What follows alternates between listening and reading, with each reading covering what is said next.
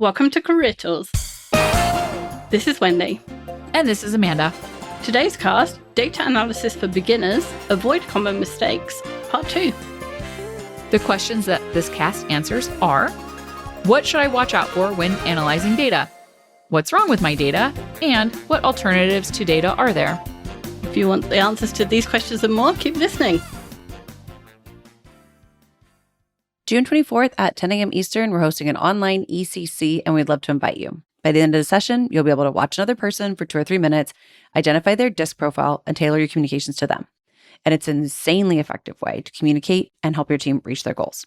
June 24th over Zoom, Virtual Effective Communicator Conference starting at 10 a.m. Eastern. Sign up at manager-tools.com/training.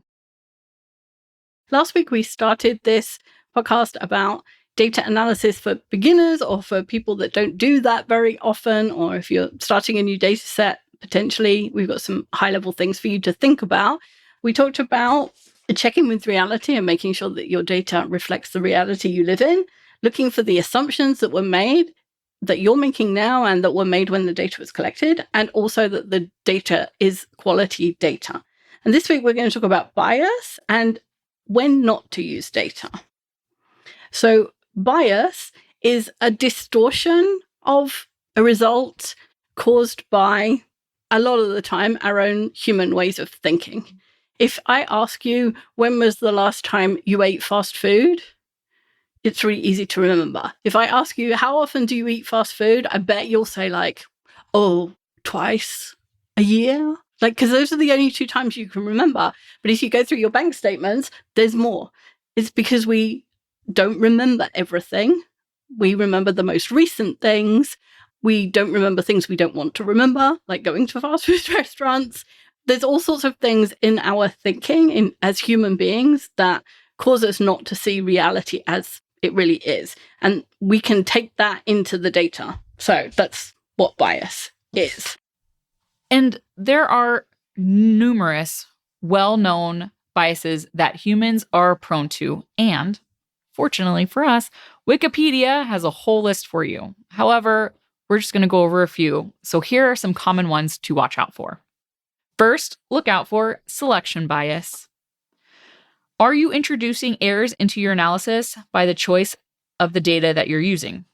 So, for example, if you're looking at customer satisfaction and you only select customers who purchased at the high end of your product range, your customer satisfaction rates could well be artificially inflated, especially when sales reps are paid on commission because they have a real good reason to be a lot nicer to you. Increase satisfaction scores, right? If they're going to spend money at your place of business, people tend to be nicer, so the satisfaction scores tend to be higher. Yeah. So if you actually wanted a real or unbiased customer satisfaction scores, you'd have to look at the entire product range to see something more normal. Or you might want to actually break up and look at customer satisfaction by product so that you get something more accurate. And selection bias can be quite subtle. So, for example, if you choose to survey all your customers about the satisfaction, say you do have a product range and you have those high spenders and you think, okay, I can't ask just those people because I know that's a bias. So I'll ask everybody. I'll send them an email and send them a survey and see if they were satisfied. Well, then the results that come back are only those people who reply to your survey. So say you send it out to 10,000 people and you get 2,000 answers, you know the customer satisfaction rate for 2,000 people, but you don't know the customer satisfaction rate for the other 80% of your customers. And maybe that's all you can get and you have to use that data, but knowing that is affecting your results is really important for the actions that you decide to do next. And sometimes people will reply to those kind of customer satisfaction things if they're very happy or very angry, very unsatisfied. So you miss a whole bunch of people in the middle. It's like if you look at reviews on Amazon, for example, apart from the ones that aren't real, there's the 5 stars and the 1 stars. And there isn't a whole bunch in the middle because the people in the middle just got their thing and were like, yeah, it's fine.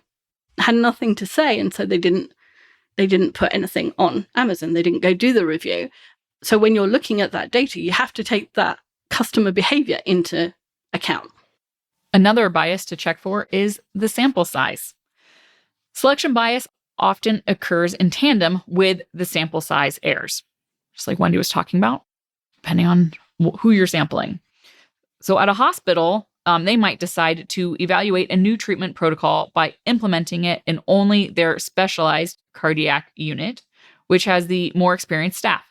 While this approach might seem logical, if the cardiac unit represents just 5% of all patient care, the results can't be extrapolated to predict success across all departments. So if you are sampling a small sample size, you cannot generalize that result because you're biased towards a very small percentage of your folks. And if you think about it, if you were in a hospital and you just implemented this new regime in a cardiac unit where the nurses are specialized and there's probably more resources per patient, the patient demographics might be different to the rest of the hospital. So it's not only that it's a small number compared with the rest of the people that are in your hospital, it's also that those people have a different kind of care than the rest of the hospital. I bet if you look at success rates in ICU versus the rest of the hospital, those are completely different because in ICU, there's so much intensive care. That's why they call it that, right? But, there's always a really high medical personnel to patient ratio that there isn't in the rest of the hospital. So knowing that, you have to be careful about what data you're comparing. And then another bias to look for is confirmation bias. Our favorite data is the data that agrees with our hypothesis because we were right. Hey.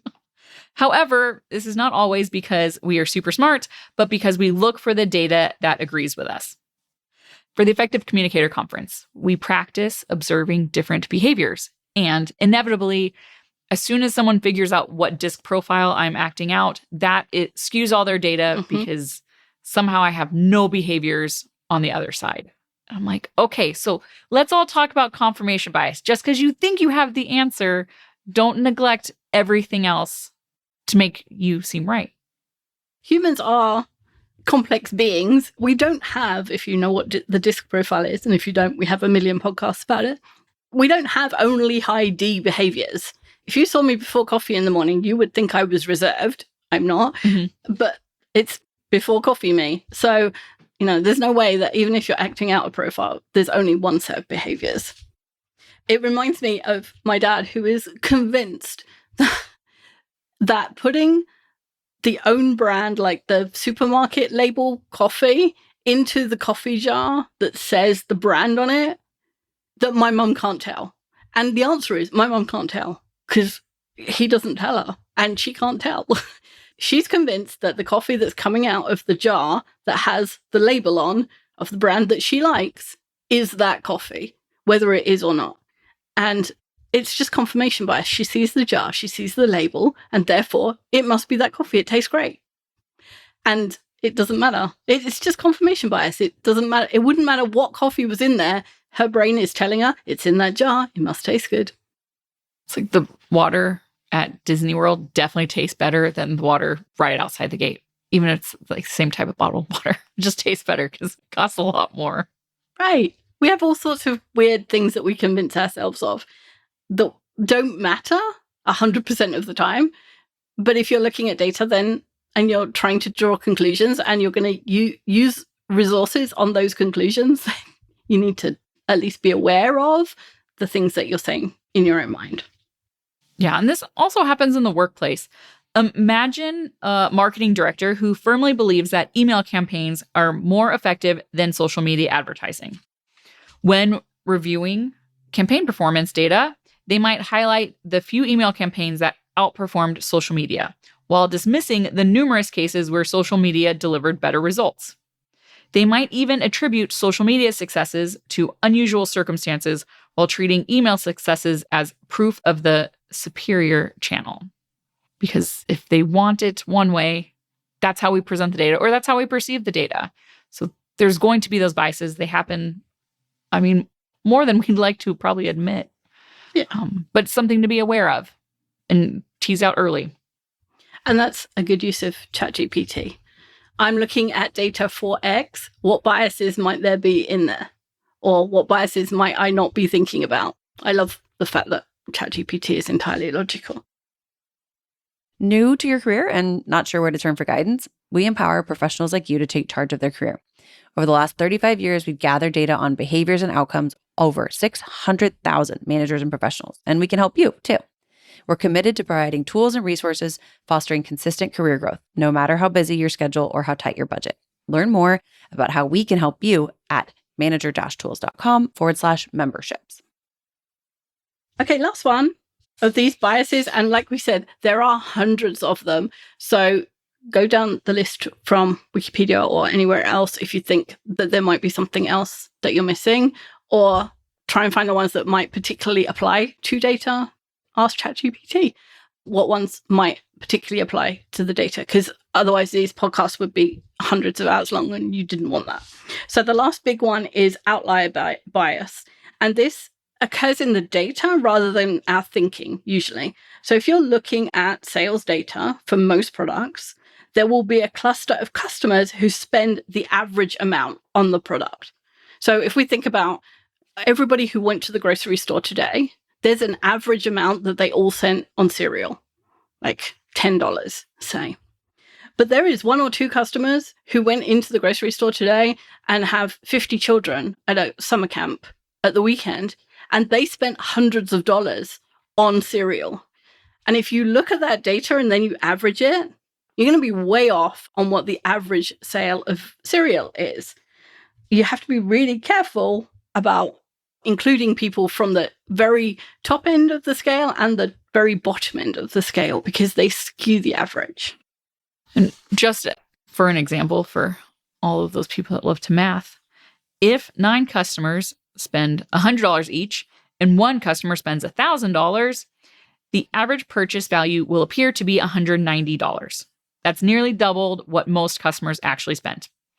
This misleading average might cause you to make pricing or inventory decisions that don't align with the behavior of your typical customer, because your typical customer is only spending around $100.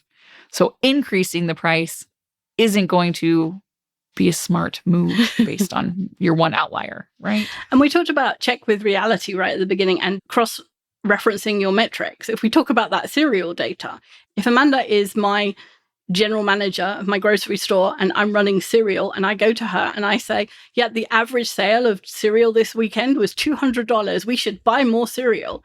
And Amanda goes to whoever does the accounting and says, show me the row for cereal. And that number isn't significantly higher than I think it should be from, weeks prior, then there's something wrong with my data, which there is, right?